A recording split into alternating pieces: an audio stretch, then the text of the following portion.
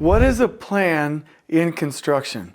In this video, I'm going to tackle a range from small projects to large projects and give the macro, and I'll call it micro, perspective of planning and scheduling and how we should start and how to look at the overall approach from a sequence and mindset perspective. And I think this is really going to help because this is really tricky for any size project. And so if you want a sketch behind me that will really clear all of this up, then stay with us on this video.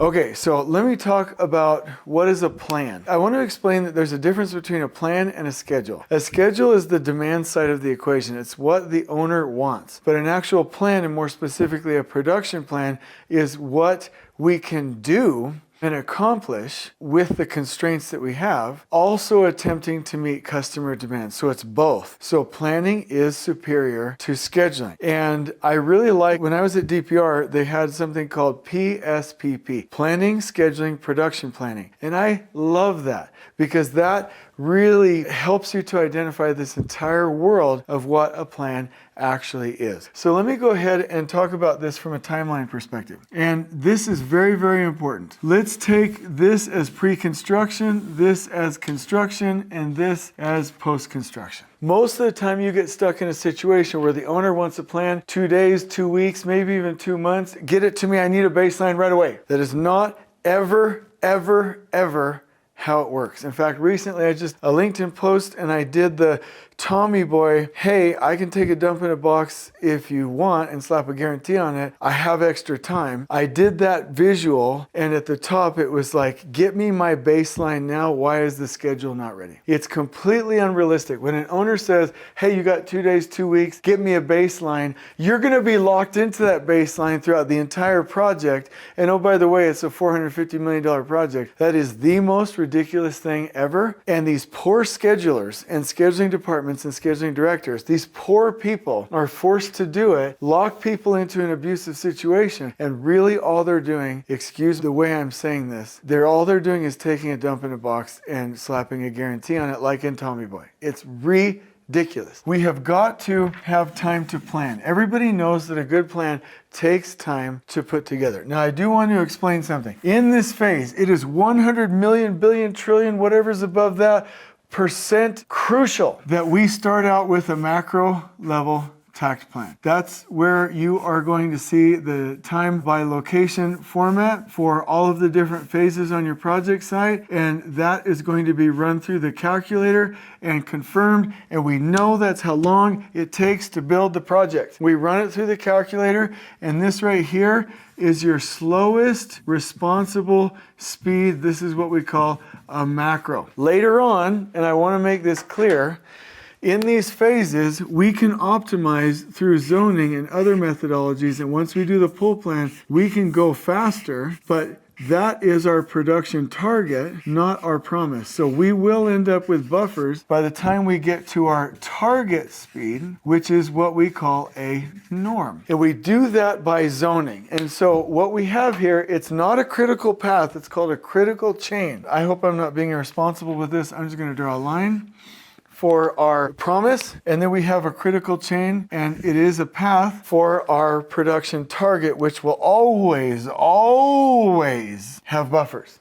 I don't know if you knew this, but I'm channeling Gobber in How to Train Your Dragon whenever I say it like that. But here's the deal. This is how you create a plan. Now, this must come first. If you don't, you will be in one of the biggest nightmares of your life if you're attempting to do a schedule and a production plan, because Takt is a production plan and CPM is simply a schedule. It's an as-built schedule. Once this happens, then you export to CPM in the right file type.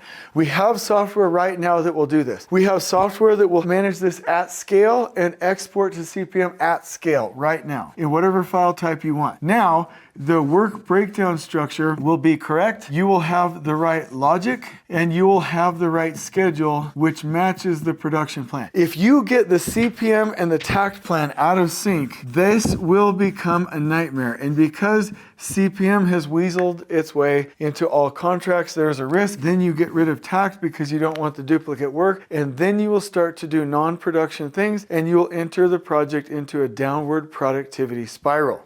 So when we talk about having a plan, I want to see this macro level Takt plan first, because check this out, and I'm going to go ahead and sketch this. When I'm looking at the different phases, I want to get, oh my gosh, this is so good. I hope you like this video and subscribe to the channel, because I'm doing my best over here for you. I want to look at this, and this is typically what happens. When we do a macro level Takt plan, maybe the owner wants to be right there, but this is possible because you have trade flow, you have proper ties everywhere. It's a responsible schedule. If you did it in CPM, it would come up with some garbage like this and say, yeah, I'm going to finish early. But this isn't realistic because it doesn't have trade flow, because it puts a trade in 9, 10, 15 different locations. It's a lie. So in a macro level Takt plan, we'll see what it's really going to take, worst case scenario. And then what we do is we come in here and we say, oh, but can I zone this differently? Hey, can I move this forward based on releasing half of the area instead of waiting for the whole thing to be done? Hey, can I improve this bottleneck over here with prefabrication? And then you get it within the box, and then you come in even farther through the rezoning. I want to see that macro level Takt plan on one page so that you get the overall strategic plan for the project. Now here's where I'm going to make a really, really great point. A lot of times builders will get to these projects, either a small project, mega project, whatever it is, and they'll be like, okay, site utilities are coming up first. Oh my gosh, I have to just go create a look ahead plan, a 3-week look ahead, or a weekly work plan. Focus, focus, focus, focus, focus. There's a saying that I heard from Mark's story, and I'm not saying he's endorsing this, but I'm saying he told me the analogy. He said, most of the time we get to a job and we're looking at our feet. We're not looking out, we're just looking at our feet. Only focusing right here is looking at our feet. We've got to have a plan. And this is where this is going to get remarkable. Because a lot of times people think that we have a critical path, which is, hey, this one path flows through here. The activities on here are the most important. This is probably one of the most hurtful concepts in all of construction, because it's not about a critical path, it's about a critical chain. And let me make the point right now. In your macro level Takt plan, yes, you have utilities and site work starting, but have you figured out the overall strategic plan and ordered the steel properly? Have you ordered the exterior sequence properly? The unitized curtain wall and the metal panels? Have you gotten the electrical equipment, not only the rooms ready, but the equipment installing in the sequence to commission it? We need to begin with the end in mind. You can only do that if you can see the overall strategic plan, and if you look at it like a critical chain, not a single myopic, looking at your toes critical path. And so when somebody says, what is a plan in construction? It's that we understand the overall plan, what we need to do to optimize it, what our target is to pull it forward and go a bit faster, then that we have the short interval plans. So I'll close out with this. I want to see a macro level Takt plan looking at the strategy for the whole project site. I want a pull plan for every milestone. I want to see a look ahead for every 6 weeks out. I want to see a weekly work plan committing to handoffs for the next week, and I want to see a day plan, and I want to see that communication get all the way to the crew.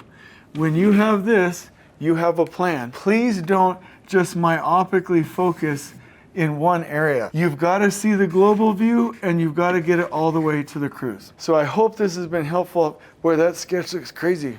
I hope that didn't offend the relationship here, but this is what it means to have a plan in construction. I'll turn this into a blog post and a checklist. I hope you've enjoyed this video. On we go.